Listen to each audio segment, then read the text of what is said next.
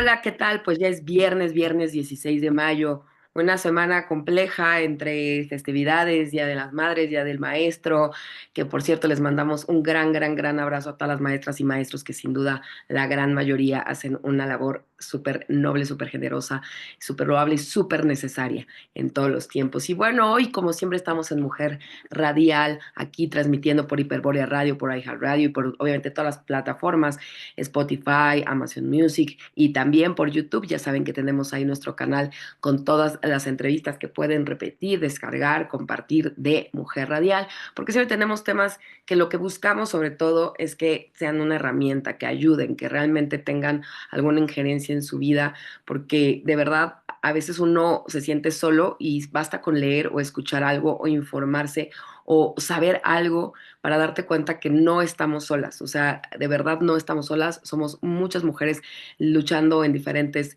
trincheras, en diferentes ámbitos, y de eso se trata Mujer Radial, que hagamos una gran comunidad donde todas y todos podamos contribuir a sentirnos mejor y también a nosotros generar un mundo un poco menos violento, un poco más amoroso y más libre. Y bueno, hoy tenemos un tema que de verdad justo pues en estas festividades que para algunos pues son comerciales, para otros no, pero bueno, sin juzgar, pero al final acaba de pasar en México uno de los días pues más celebrados, más conmemorados, que es el Día de la Madre, y la verdad es que este tema, más allá de contribuir a un tema meramente comercial o superficial, justamente busca profundizar en el tema de todo el significado y todo el simbolismo y todo lo que conlleva ser madre en México y bueno, en el mundo y en Latinoamérica, por supuesto.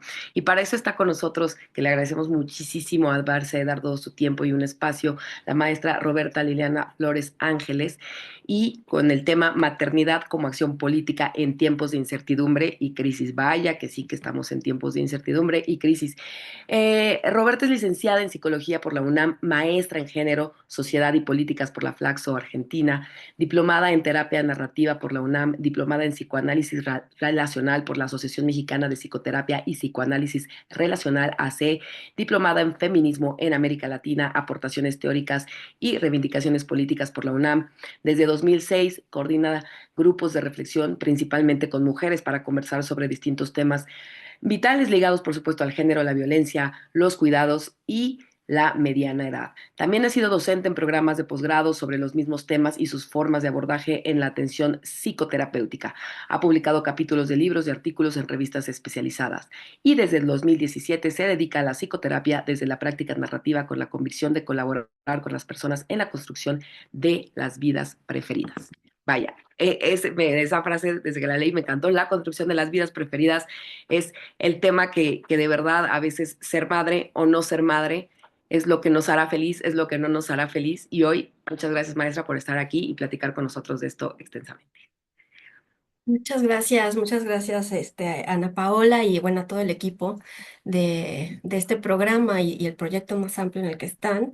Y pues por mí encantada, es un tema que me gusta, que me apasiona, que es muy importante, me parece, hablar hoy en día, ¿no? Justo por toda la crisis en la que estamos viviendo. Y hablar de maternidad nos lleva a hablar de cuidados, entonces creo que sí es un tema muy importante. Gracias por la invitación. Gracias. Pues para comenzar la verdad, amplio tema, digo, podríamos irnos por muchos lugares, pero sí quisiera comenzar eh, en sobre todo en la experiencia, que yo siempre lo digo, ¿no? Que si tenemos la fortuna de tener a gente aquí con tantos estudios, con tanto expertise, y bueno, además ahora con todo el tema de la psicoterapia, ahora sí que todo lo que has escuchado, lo que has experimentado, lo que has podido ayudar o contribuir, cómo podríamos decir que en pleno 2025, con una presidenta mujer, con una otra ola feminista, con cada vez más movimientos feministas en México, qué ha sucedido con la maternidad? Cómo podemos enmarcar la maternidad en de que, no sé, nosotros de los ochentas, de los noventas, parece que es hace muchísimo, pero realmente han pasado 40 años, creo, de los 80 acá, que han marcado una diferencia abismal en el concepto de ser mamá, o sea, el concepto como algo muy amplio. ¿Cómo lo definirías tú, maestra? Es una pregunta súper amplia, ¿no? Pero creo que primero empezaría diciendo, ¿no? Que me es importante hablar de la maternidad como desde un devenir, ¿no? Ok. Un devenir madre, que entonces es una apuesta política por decir la maternidad no es algo natural únicamente o individual o no es una esencia femenina, ¿no? O sea, desde ahí, ¿no? Me gustaría irme posicionando, sino que es un devenir. ¿Y qué quiero decir con esto? Pues que eso nos vamos haciendo madres o no madres, ¿no? En una estructura social específica, ¿no? Vamos decidiendo ser o no madres, este, va siendo un proceso em, que no es algo únicamente individual, aislado y carente de conflictos, aséptico, libre de influencias, o natural, que es algo como tradicionalmente esta cultura nos lo presenta. Entonces, cuando tú lo pones así como que ha cambiado, primero, déjame hablar un poco de las continuidades. O sea, creo que sigue habiendo una idea de que generalizada, dominante, no quiero decir que esta sea la experiencia de todas, por supuesto, no, pero todavía una idea, un paraguas ahí dominante que dice que la maternidad es una esencia y un destino de las mujeres, ¿no? Un poco un instinto, o sea, Un hablándolo. instinto, Sí. claro, Ujú. claro. Y esto tiene efectos específicos en la vida, ¿no? Porque lo que, como leías ahorita, ¿no? Mi apuesta es colaborar con las personas para construir vidas preferidas. Y creo que no es solo mi apuesta, ¿no? O sea, creo que es la apuesta de muchas personas que andamos en estos temas. Eh, y entonces, desde este devenir madre, creo que esa es una pregunta, ¿no? O sea, ¿cómo quiero yo devenir madre? ¿Cómo queremos devenir madre? O no, ¿no? No. Pero este paraguas dominante sí nos pone a la maternidad como destino, tanto que ni siquiera hay como una palabra no referenciada a la maternidad para designarnos identitariamente a quienes no queremos o no tenemos hijos, ¿no? O sea, Mm, es ahí como una cosa y cómo lo nombramos, ¿no? Pero siempre está ahí la referencia, ¿no? Por supuesto, pues sí, mediada por el cuerpo y etcétera, pero hay un mandato ahí social, ¿no? Entonces creo que hay continuidades específicas que nos dicen que las mujeres tenemos la capacidad innata para ser madres y para cuidar de forma muy específica. ¿Y cuál es la forma específica? Pues desde una maternidad idealizada, ideal, ¿no? Que es pues mm, perfecta, bondadosa, altruista, etcétera, etcétera, etcétera. Em, y que si no lo cumplimos ahí, y si que si no lo cumplimos somos malas madres, ¿no? mm, Dentro de ese paraguas, creo que ha habido transformaciones económicas, políticas, sociales, que todavía no voy a la parte de cómo resistimos, ¿no? Pero eh, que han profundizado de alguna manera estas ideas, ¿no? Pensándonos en un escenario para devenir madre donde hay una crisis humanitaria, ¿no? Como una crisis laboral, una crisis de cuidados, una crisis ambiental, una crisis de seguridad. ¿Y cómo es cuidar en este mundo, ¿no? Entonces, ¿cómo es ser madre en este mundo? Entonces, vemos ahí que la estructura social, económica, política, pues nos está poniendo unos desafíos distintos que en los ochentas no estábamos enfrentando. Entonces, desde ese lugar del paraguas dominante, creo que nos ha puesto unos desafíos todavía más fuertes y aparte de una racionalidad neoliberal que dicta... eh, tú quieres ser esto, just do it, ¿no? sí. Entonces, quieres ser buena madre, just do it. Pero además de eso, nos exalta la posibilidad, expropia, ¿no? La capacidad de decidir que es algo que por lo que hemos peleado las feministas, por ejemplo, lo expropia la racionalidad neoliberal para simplemente convertirlo en algo totalmente individual. Y si lo quieres, deséalo y hazlo. Entonces, si quieres ser buena madre, solo hazlo. Pero además nos exigen hoy en día ser buenas madres y también ser buenas trabajadoras, ¿no? No hablo por todas, obviamente, seguro muchas dirán que no, y también creo que ahí habrá diferencias eh, mediadas por la clase, por distintos contextos sociales, ¿no? Quizá hablo mucho por las mujeres con las que yo he conversado en los últimos 10 años y en la consulta, pero eso es lo que veo. Y ya, nada más rápido. Sí, ¿Qué he visto distinto? Pues yo creo que dentro de eso también hay un paraguas de formas distintas de las mujeres de responder a esta situación y esta estructura actual, ¿no? Desde las que a lo mejor quedan apegadas a una norma tradicional eh, y que no lo juzgo, claro.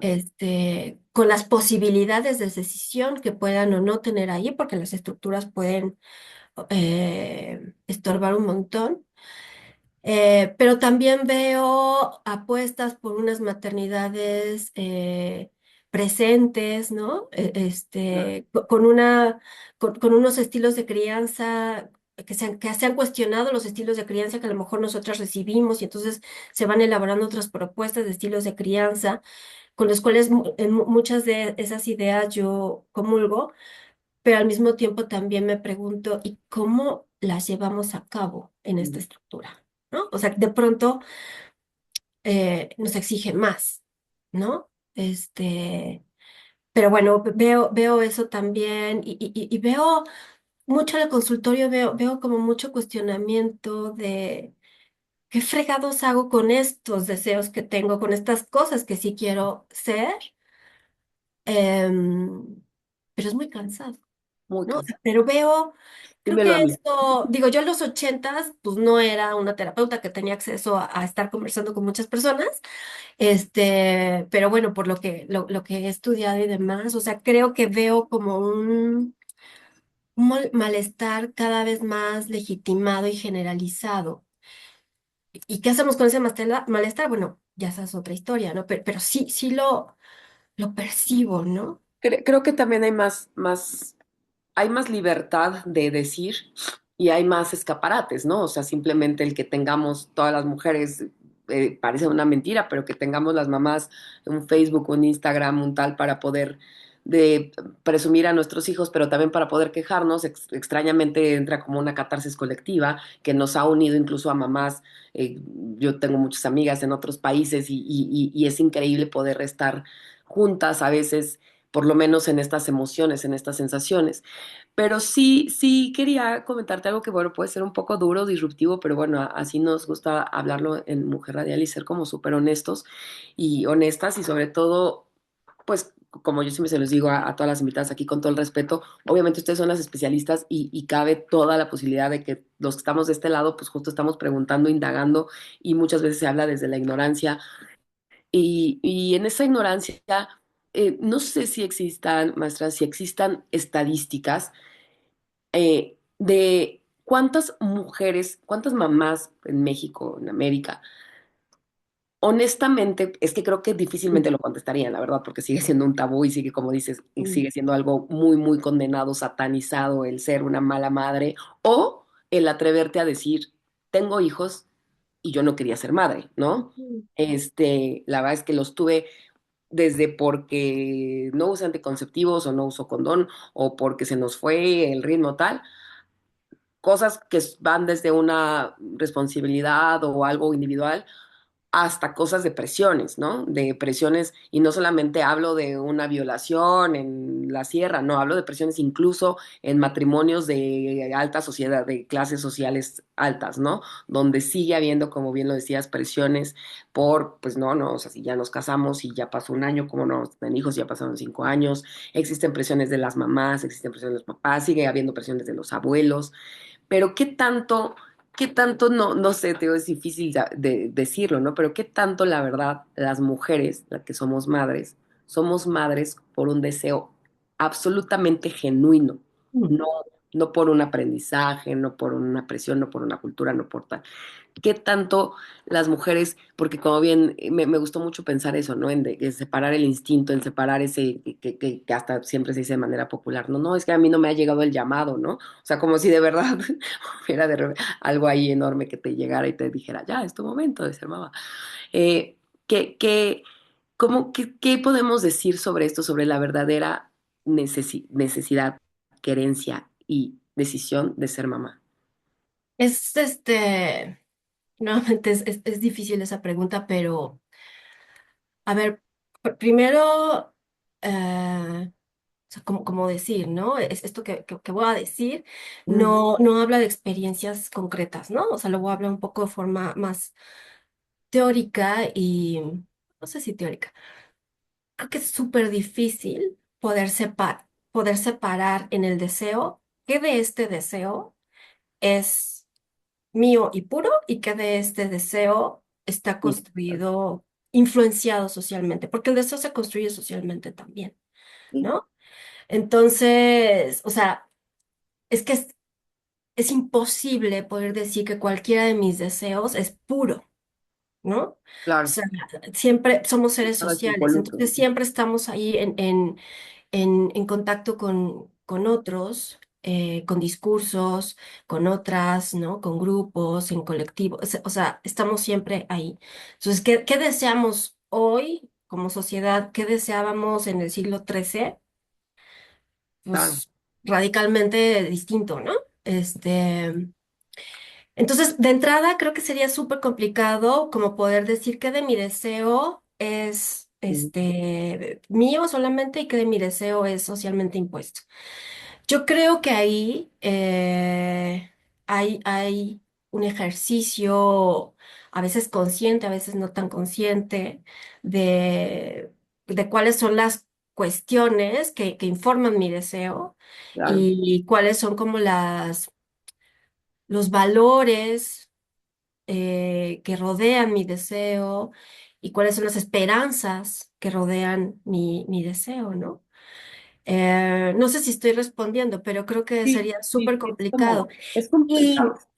y aunque una mujer diga, yo sí lo deseo y lo deseé y yo le creo, no podemos quitar Claro, del mapa que también hay un montón de discursos sociales que nos dicen que la maternidad es un destino para las mujeres, ¿no? Digo, cuando yo estaba en mis 30 y casi 40, que fue cuando la pregunta ¿no? Yo estaba muy segura, pero de pronto la pregunta se me puso.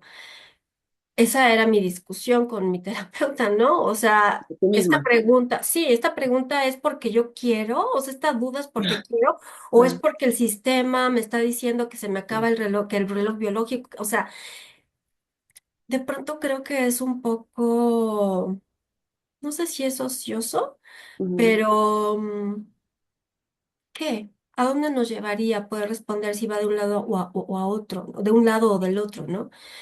Creo que más bien, al menos para mí, es como rescatar o sacar de lo individual la maternidad sin importar si es un deseo genuino o no. Ahorita digo algo de esto porque está siendo peligroso lo que estoy diciendo.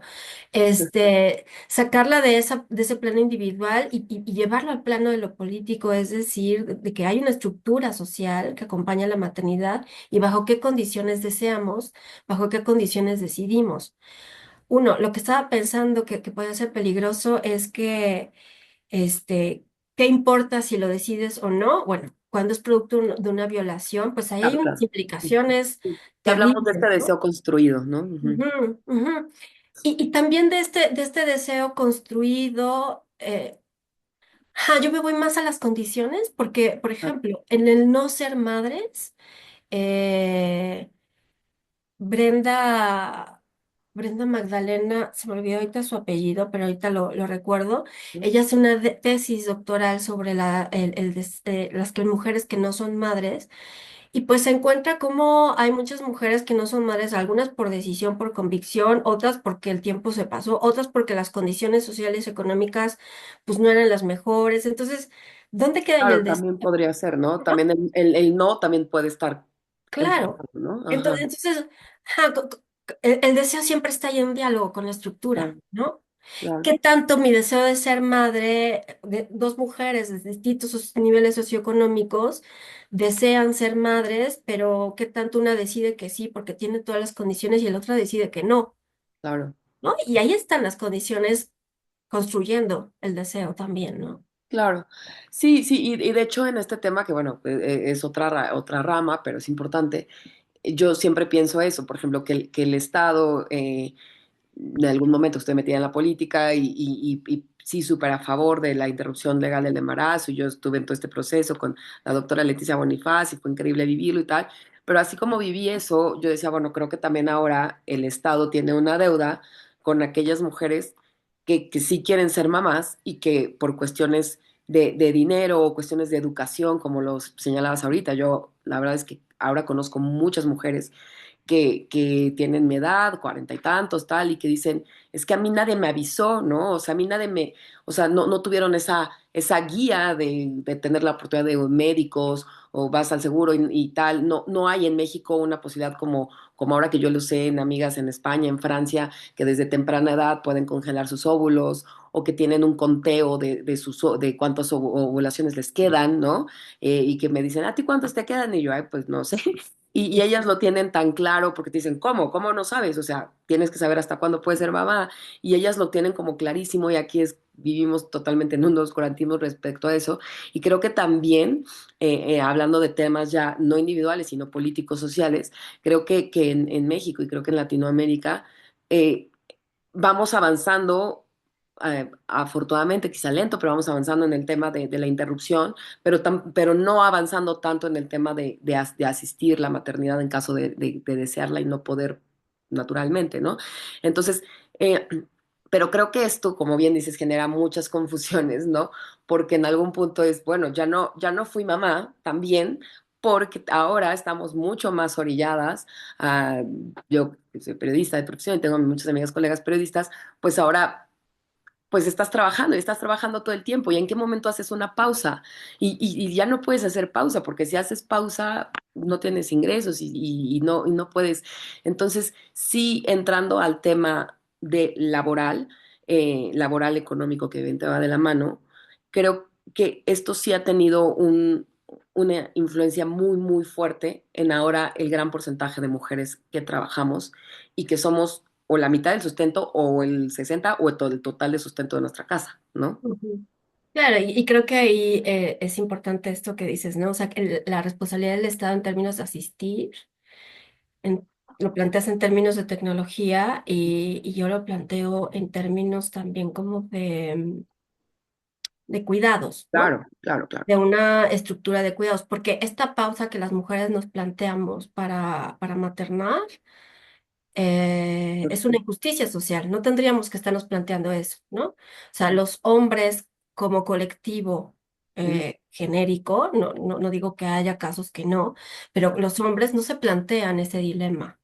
¿No? Este es un dilema que nos planteamos las mujeres porque sigue habiendo una idea muy privada y maternalista de los cuidados, es decir, que los cuidados se ejercen dentro de las casas por todo lo que el Estado ya rebotó, todo eso se asume en las familias y dentro de las familias se asume en las manos de las madres y no madres también, mujeres, ¿no? Entonces, claro, cuando las mujeres miramos esto, claro que nos planteamos la idea de en qué momento hago una pausa, porque la chama me la voy a echar yo, ¿no? Claro. Por supuesto que cuidar implica tiempo y esfuerzo, ¿no? Incluso en un mundo ideal, pues implicaría cosas. Pero si tuviéramos una sociedad donde no hubiera esta depredación del capital por la vida, ¿no? Que Amaya Pérez Orozco lo pone como un conflicto, pero eso lo escribí hace mucho. Yo creo que, no sé si le ha cambiado el nombre ahora, pero ahora yo no creo que sea ni siquiera un conflicto, ¿no? O sea, realmente es una colisión, ¿no? Una depredación del capital por la vida, donde el capital se pone como el prioritario espacio, como el más importante sobre la vida. Entonces, cuando tenemos ese mundo, no hay espacio para cuidar y se resuelve como se puede.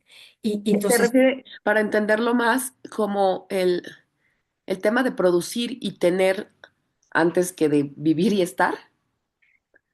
sí, las economistas feministas, cuando hablan de cuidados, amplían la noción de trabajo. Trabajo tradicionalmente entendido como aquello que produce, ¿no? Que produce en términos materiales. Y entonces las economistas feministas dicen, ajá, esa es una parte de la línea de producción, pero para que esta estos trabajadores produzcan estas mercancías, necesitan estar alimentados, limpios, aseados, tener un espacio donde descansar, bla, bla. ¿Y quién Claro. hace eso? Las mujeres con el trabajo de cuidados. Mm, Entonces, cuando hablamos de esto, es que se niega toda esta parte, claro. ¿no? Y entonces se piensa que solamente es importante esta esfera, tan se piensa así que toda nuestra estructura prioritariamente está organizada de formas orientadas al trabajo capitalista, ¿no? O sea, los horarios, ¿cuáles son los horarios de las empresas frente a los horarios de las escuelas?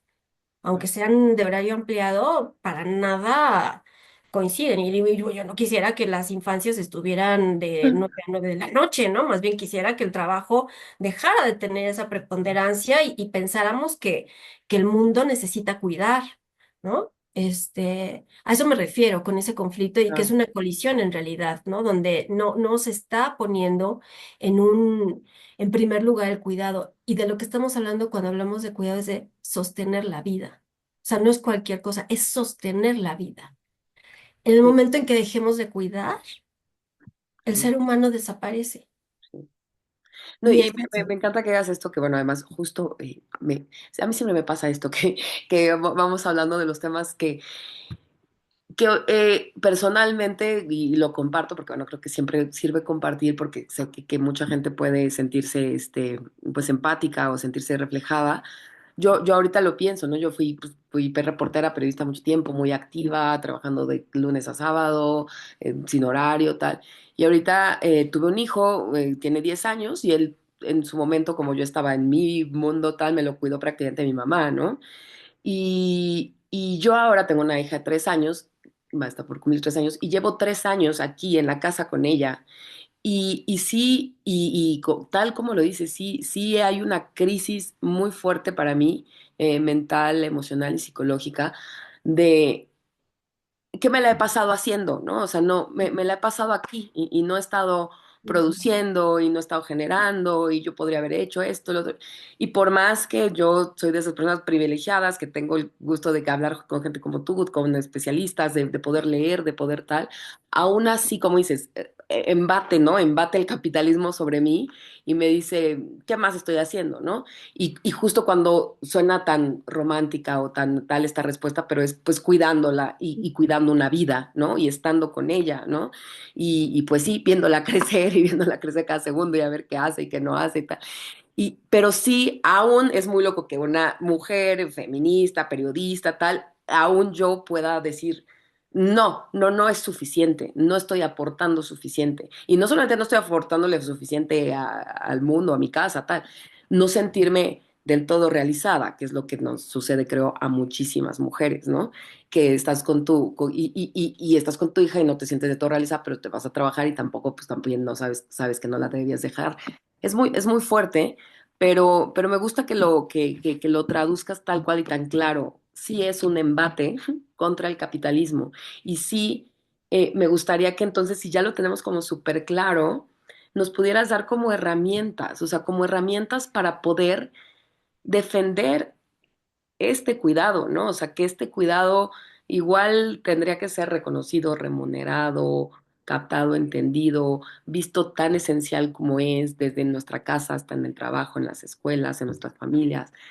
Pero ¿cómo hacerle? ¿Cómo hacerle si por más que hay gente que dice, sí, sí, es muy importante, no pasa? Ujú. Y creo que ahí me gustaría decir dos cosas, Ana Paula, porque o sea, creo que en mujeres como tú, ¿no? Lo que tú estás expresando, que lo veo yo muchísimo en el consultorio, ¿no? O sea, no sé, tengo mi trabajo y es como mi bebé, mi primer bebé, ¿no? Y Ujú. luego tengo otro y es así como que, ¿no? ¿Qué hago con estos dos y quiero estar en ambos? Y nuevamente, el deseo es construido, es socialmente construido, ¿no? ¿No? Pero creo que ahí se mezclan varias cosas. Por un lado, yo creo que sí se puede colar los discursos dominantes sobre productividad, ¿no? Y descalificar todo lo que estás haciendo, ¿no? Y decir, no estás haciendo absolutamente nada. Y creo que ahí me parece valioso rescatar eso que estás haciendo, ¿no? Que es realmente cuidar una vida. rescatarlo de las garras de estas Mm, lógicas mm, de la hiperproductividad y del capitalismo, ¿no? Por un lado. Pero por el otro lado, también reconocer la historia de las mujeres donde hemos peleado por defendido y luchado y ganado ciertos espacios, no todas, pero sí muchas mujeres, eh, por poder trabajar, ¿no? ya, ¿En qué condiciones? Ahí ya nos metemos a otros lugares. Pero si nos quedamos con el derecho al trabajo que tiene que ver, no es la única manera ni el único espacio donde se construye autonomía, hay otros espacios, pero como uno de esos espacios que nos permite la construcción de autonomía. Entonces, a mí me sería muy agrio decirte únicamente, bueno, Ana Paola, pero estás cuidando, ¿no? ya, Estás haciendo una gran labor para este mundo. Y lo creo, ¿sí? ujú, Pero también creo que tienes derecho a seguir claro, disfrutando de otros sueños y otros deseos que tienen. Y ahí es donde entra esta parte importante de decir, devenir madre es devenir madre, pero tú antes has eras sido una, otras claro, cosas. Tu claro, identidad es multihistoriada.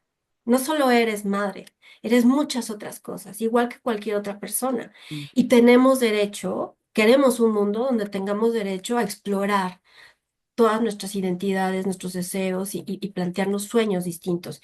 Y que el sueño de las mujeres pueda ser, si quiere ser una maternidad de tiempo completo, que sea, pero que también que no sea porque así tiene que ser, ¿no? claro, claro, Que sea porque así lo decides y también nuevamente, ¿dónde queda la decisión tan pura, ¿no? sí, Y lo mismo acá, ¿no? O sea, yo creo que las mujeres no tendríamos que estarnos planteando esto que te estás planteando tú, o sea, porque, pues sí, habla de una injusticia social porque el cuidado se ha asignado solamente a ti, porque ese cuidado de esa vida que tú estás haciendo podría hacerse de forma colectiva. Y claro, ahí es donde ahí es donde yo empiezo a mirar como las alternativas, que las pongo primero de manera como muy teórica, y igual a ver si podemos aterrizarlas si nos da tiempo, pero creo que un poco la apuesta es que podamos apostarle a un maternaje feminista, ¿no? Y un maternaje entendido des- sacando la maternidad y los cuidados de los cuerpos femeninos, ¿no? Y colocando la posibilidad del cuidado y del maternar, por eso mejor maternaje, eh, en cualquier cuerpo. Y esto entonces significa que todos, todas contribuir, tenemos la posibilidad de cuidar, tenemos la responsabilidad de cuidar, tenemos el derecho a cuidar en condiciones óptimas, tenemos derecho a ser cuidadas, cuidados, ¿no? Entonces, como ampliar ahí el panorama en ese sentido, ¿no? Sacarlo de lo privado y colocarlo en este espacio que es pues más, que es de lo público, ¿no? Y lo político. Y eso entonces habla de colectivizar los cuidados. y es lo que te iba a preguntar, y eso es a lo, o sea, eso es lo que, digamos, eso es en lo que tú te has especializado en trabajar en. El otro día entrevistamos también aquí a alguien que también, gracias al Museo de la Mujer, que siempre contribuye y colabora con nosotros, y nos decía algo súper importante, me parece que en Coahuila están trabajando en un proyecto donde de verdad se estaba ya incluso, como se dice, como costeando el tema de estos cuidados, ¿no? Entonces, decir,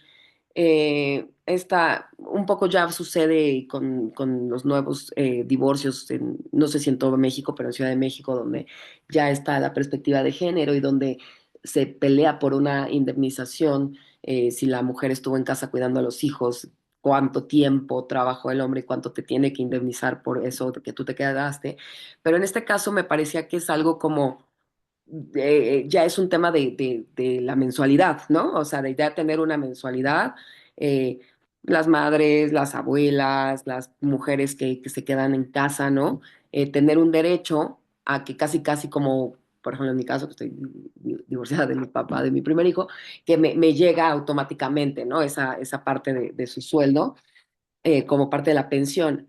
no sé si te refieres a eso, a esa forma de extraer, o sea, de realmente poner políticas públicas, iniciativas, leyes, o sea, que esté realmente, o sea, no nada más en el querer, en el decirle, en el que de verdad haya más voluntad y también el tema de paternar, todo esto, sino en que haya acciones fijas, leyes, iniciativas para que el cuidado sea reconocido de la misma manera que cualquier producto. Que sea reconocido, que Ujú, sea revalorado y que sea redistribuido, ¿no?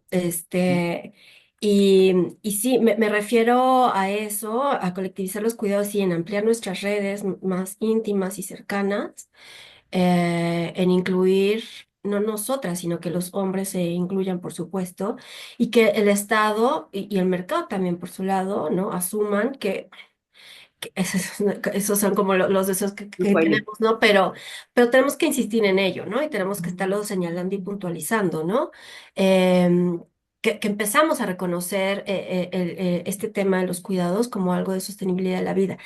Y esto significaría no solamente la paga para las personas que cuidan, que ahí Ujú, se tiene el riesgo que de pronto este tipo de políticas se encaminan a mujeres. Y entonces lo que se está haciendo es que se sigue reforzando el rol de que solo las mujeres claro, cuiden, ¿no?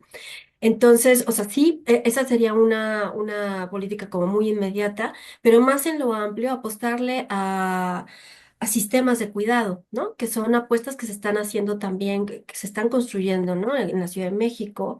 Y bueno, la presidenta pues también ha planteado cosas al respecto, vamos viendo cómo va avanzando. Y no son planteamientos nuevos, ¿no? O sea, son planteamientos que vienen de luchas feministas de mucho tiempo atrás, de muchas décadas.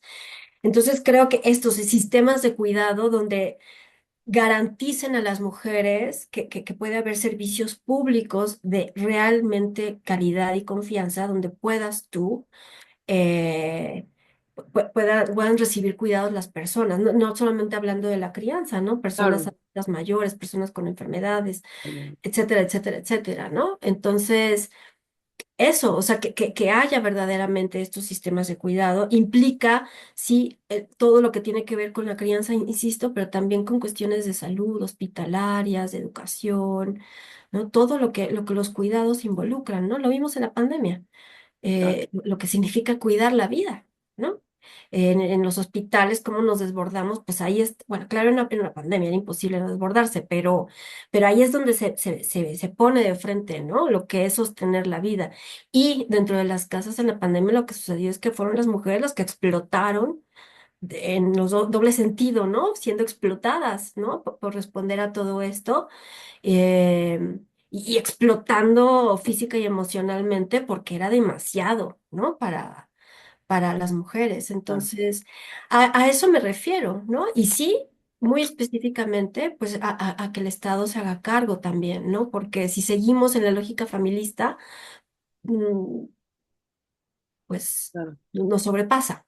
En ese sentido te iba a hacer dos preguntas. Una, más allá, por ejemplo, yo creo que a todo mundo pues, nos viene, ¿no? O sea, pues sí, las guarderías, las estancias, estas escuelas de tiempo completo donde los niños también pueden comer, tal.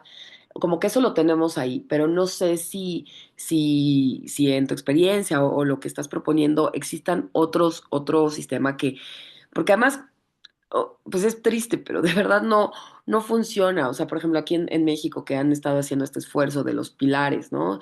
Estos lugares donde se supone que puedes ir a hacer actividades y demás y tal. Y que puedes llevar, por ejemplo, yo conozco a chicas que llevan a sus niños adolescentes a que entonces les enseñan un poco de computación y tal.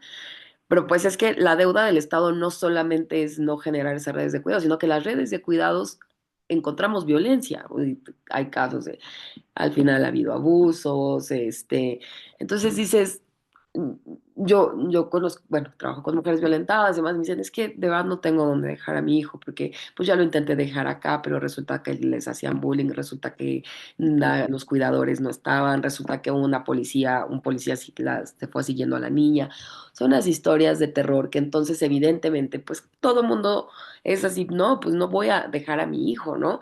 Y la otra es el dejar a mi hijo, que aquí en México es muy común, el tema de que alguien, una señora, una chica que te ayude y cuide a tus hijos. se está regulando, ya hay un reconocimiento, creo que cada vez mejor a ese trabajo, a tener prestaciones, a que es como cualquier trabajo y debe tener todos sus derechos y seguridad social, etcétera. Pero se avanza eso, pero el problema es que también todas esas mujeres están cuidando a tus hijos y están dejando de cuidar a los suyos. ¿Y quién les cuida a los suyos? Y justo ayer vengo de hablar de un caso de un chavito que pues, lo dejaban siempre con la prima, la cuñada, tal, y todos sus primitos lo violaron de chico, ¿no? Mm, Y ujú, entonces, ¿cómo generar, yo sé que es bien difícil esta pregunta, pero cómo generar este sistema de cuidados en un país donde hay tanta violencia abajo, ¿no? Donde hay pues tanto abuso, violación, secuestro, por no irnos a cosas más acá, acoso, el propio bullying, ¿no? ¿Cómo desarrollarlos y cómo la gente, la verdad, tener confianza en ello? ujú. Yo pues creo que estás hablando de la deuda, justamente, ¿no? Claro, Y de cómo estructuralmente está desmantelada toda una estructura que cuide, ¿no? Y por eso cada vez se está cuidando de forma más aislada y totalmente. con menos apoyo, ¿no? Y Sí, entonces de forma cada vez más desgastante. Cuando lo pones en términos de violencia, pues es que justamente los servicios de violencia serían parte de una red de cuidados, de un sistema de cuidados. O claro, sea, es entender, ¿no? Que eso también tiene que ver con sostener la vida. claro. Entonces, tener un sistema de cuidados, pues también incluye estas otras em, áreas, ¿no? Entonces, más bien, pues sí, tenemos que empujar para que el Estado se haga cargo de estos diferentes temas. Pero, por ejemplo, Entonces me desconecto, me está quedando sin pila la computadora. yo creo que no hay soluciones Aislado. inmediatas completas. Ujú. Yo creo que pues tendrá que ser un proceso, ¿no? Ojalá pudiéramos hacerlo todo de un jalón, pero tendrá que ser un proceso. Em, pero, por ejemplo, miro en las utopías. Ujú. Que no es lo mismo que pilares, ¿no? Y que son insuficientes y que habrá muchas cosas que se puedan mejorar, etcétera. Pero ahí había esta mirada o hay esta mirada, por ejemplo, no solo son estancias y guarderías, ¿no? O sea, esta mirada en una utopía donde hay comedores, Claro, ¿no? Donde puedes ir a comer ahí o te pueden dar la comida hecha, ujú, donde hay no lavanderías, donde tú puedes dejar la ropa para que te la laven y mientras vas al servicio de atención a la violencia y saliendo del servicio de atención a la violencia, te vas a un masaje, y que no es una cosa superficial, es cuidado de tu, claro, es necesidad. ¿no? Claro, Ajá. Entonces, poder tener estos espacios para jóvenes, arte, etcétera, ¿no? Entonces, creo que nos falta mucho, por supuesto, pero creo que vayamos, ¿no? Como a indagar, investigar qué se está haciendo, porque sí se han empujado varias cosas sí, desde la sociedad civil, ¿no? Como por ejemplo incluir el derecho al cuidado en la Constitución Política de la Ciudad de México, que es el artículo 9, me parece. Y eso pues fue un trabajo de muchísimas personas que lo impulsaron, particularmente la red de cuidados en México. sí, Entonces hay que mirar eso y hay que ver a qué adherirnos, ¿no? Al respecto, porque sí se están haciendo cosas, pero hay que visibilizarlas y hay que empujarlas. claro, y Y, hay que y hay perfeccionarlos. que dar las manos para que se sigan empujando a quiénes son las personas que a lo mejor sí están comprometidas con estos temas dentro del Estado, ¿no? Y vamos a interpelarles y también a apoyar no de manera acrítica, ¿no? Sino esto, o sea, creo que hay cosas que tenemos que hacer y, y en lo particular, en el inmediato, pues creo que como personas, como mujeres,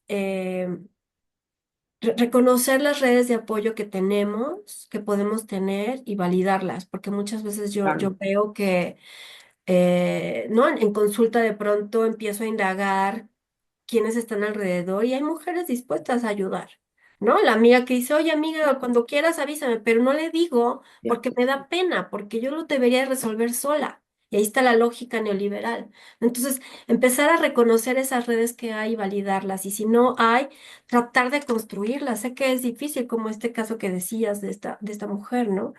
Em, pero entonces también ahí eso nos convoca al resto a ver, miremos las mujeres que están a nuestro alrededor cuidando, y cómo lo están haciendo, ¿no? ¿Cómo puedo yo pertenecer a su red? ¿Qué puedo hacer yo para ampliar su red, ¿no? De cuidado. Y esto no es solo de mujeres. Claro, por Y supuesto. muy especialmente es una convocatoria a los hombres a plantearse cómo el cuidado permite que estén aquí en la vida y entonces cómo es importante que ellos también cuiden, ¿no? Y entonces que los hombres también, bueno, y hombres y mujeres nos preguntemos, a ver, ¿quiénes están aquí alrededor cuidando y cómo puedo apoyar? Pero insisto, no me gustaría que lo dejáramos solamente ahí, sino quiénes están impulsando cosas en el Estado o en la sociedad civil para el cuidado, ¿no? Las madres buscadoras, por ejemplo, Claro. ¿no? ¿Cómo me puedo, o sea, cómo me puedo adherir a diferentes espacios, ¿no? O sea, que vayamos viendo a ver qué espacios tienen que ver con el cuidado, de manera que podamos seguir apostando a cuidados colectivos y por lo tanto a este maternaje feminista, ¿no? Y en esto que decías me salta, por ejemplo, el tema de, bueno, algo que parece que es muy fácil, o sea, lo dijiste y parece que es así como, ay, sí, eso todos lo sabemos, pero no, el tema de reconocerlo y darle su valor, creo que, por ejemplo, ahí las propias, o sea, hombres y mujeres todos, pero los propios hijos e hijas, tenemos una superdeuda con los papás, con los abuelos que cuidan, con las abuelas y abuelos que cuidan, porque yo lo he visto casi, muchas veces se vuelve casi, casi la obligación, ¿no? Ujú, Y ya es el deber y por qué no pasaste por él y por qué no le diste de ujú, comer bien y tal. Y yo luego digo, a ver, pues para el abuelo o la abuela que a lo mejor ya está retirado, no trabaja o por cuestiones de salud tiene que estar más en casa y tal, y que puede quedárselo, pero empezamos por, o sea, si el Estado no lo reconoce, pero es que nosotros tampoco lo reconocemos, o sea, nosotros también tendríamos que darles incluso una paga, a lo mejor no en efectivo, digo, no tal con dinero, pero a lo mejor, bueno, pues entonces como tú me ayudas con mis hijos, mamá, yo te voy a ayudar con la renta, ¿no? O yo te voy a ayudar con tal, o yo obviamente voy a poner algo para la comida, porque además toda la comida que se comen los hijos que uno deja ahí, ¿no? Entonces, creo que parece, o sea, lo digo porque lo has repetido varias veces y sé que lo repites porque en serio es un tema de una falta de reconocimiento brutal, como sucede en la mayoría de los casos todavía, no digo que en todos, hay en casos donde ya el hombre participa de manera eh, igual, pero en muchos casos la verdad es que los padres que se van todo el día a trabajar y que no la están reconociendo, no la están reconociendo y yo ayer ponía un video de eso diciendo, no. Se tiene que entender que parte del sueldo del hombre, que si él fue el que se fue a trabajar y tú te quedaste en casa, es tuyo. O sea, no es que te lo dé, no es así de, ay, bueno, no, es tuyo, es Es tuyo. que es parte del circuito económico. Exactamente. Ujú, Entonces, pero por eso lo destaco mucho de gracias de este tema de que abramos los ojos, de que desde nosotros tiene que nacer ese reconocimiento hacia todos los que nos ayudan a cuidar. Y por otro lado, como lo que bien decías, también tiene que haber un reconocimiento a toda la gente que quizá está dispuesta, o a lo mejor, ¿no? La tía que ya hace tiempo se quedó sin trabajo y que le digas, oye, tía, pues te doy un trabajo cuidando a mi hijo y te pago, ¿no? Sin ujú, pena, como es, como bien lo ujú. dices. Claro, sí, creo que eso es importante. Por ejemplo, las abuelas, abuelos que cuidan, abuelas y abuelos, lo pongo así, Ujú. aunque creo que tendencialmente siguen siendo más las abuelas de pronto, pero ahí los abuelos le entran más, ¿no? Em, Coincido contigo, ¿no? Ese reconocimiento que se puede hacer en términos de un reconocimiento de te reconozco, te miro lo que estás haciendo, no lo reconozco, lo valoro y lo aprecio, y un reconocimiento, pues quizá material, que a veces no lo quieren, pero Sí, es que está ahí, ¿no? O sea, está ahí el asunto de que esto es una cuestión solamente de un acto de amor, no, es un asunto de sostener la vida. Y entonces ahí pasa por eso. Y también pasa por el tema de habrá abuelas, abuelos que decidan que no quieren y creo claro, y que es por su derecho, eso también tienen su derecho y por eso entonces ya lo también vivieron. necesitamos estructuras más amplias como para que podamos jugar con varias cartas y no ser solo la carta familiar y no solo la carta de las mujeres. Totalmente, totalmente, sí, esta obligación de, y que también cuántos abuelos necesitan cuidados, ¿no? Y ese también es un tema bien, bien, bien, porque de verdad cuando nos encontramos en esta bonita edad como la nuestra, donde tienes a hijos para abajo y a papás para arriba, de verdad de repente se vuelve, y literal hay veces que tienes que decidir, ¿eh? Así de, es que tengo que estar tengo que llevar al hospital a mi papá, no sé, es muy complicado. Pero yo te agradezco muchísimo, maestra. La verdad es que es un tema bien sensible, como bien lo dijiste, bien delicado. Hay veces, antes que nada, también quiero pedir, de verdad, cualquier disculpa. No, para nada queremos meternos en temas que puedan ofender o que puedan lastimar o que puedan ser mal verbalizados, pero es que es un tema tan delicado, ¿no? Pero también hay que ser honestos y ir hablando cada vez más de ello, que creo que dentro del reconocimiento también es súper importante que demos ese avance, hablarlo más, hablarlo más, hablarlo más, y a que todas y todos hablemos más de la importancia de los cuidados. O sea, así como nos la pasamos hablando de, como lo dices, de la producción, de cómo todo el mundo, sí, cada vez cuestan más las cosas y tengo que trabajar más, y sí, también cada vez tengo que cuidar más. Y cada vez Ujú. tengo que cuidar más mi salud y cada vez somos más longevos, entonces además cada vez tenemos que pensar en que vamos a llegar hasta 80, 85 años.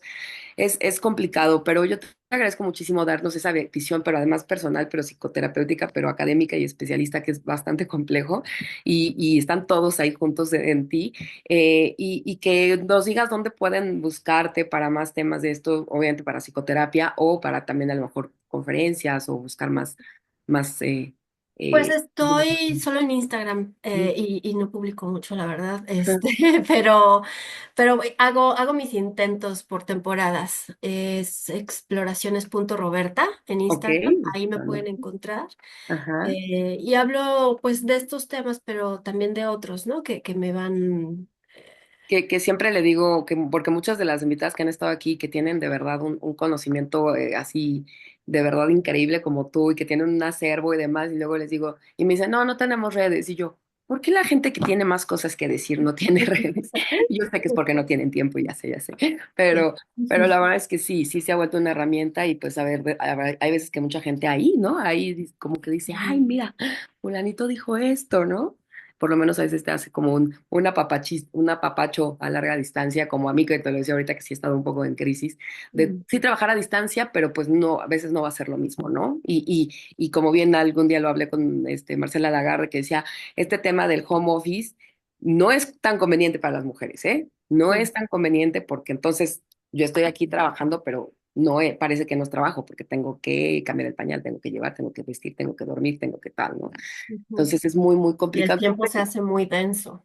Sí, muy, muy, muy cansado. También cada vez más mujeres cansadas. Ujú, ujú. Pues te agradezco muchísimo, maestro, y ojalá podamos estar en otra, como dices, de otros temas que Gusto. tú también quieras explorar para compartirlos aquí con el público de Mujer Radial.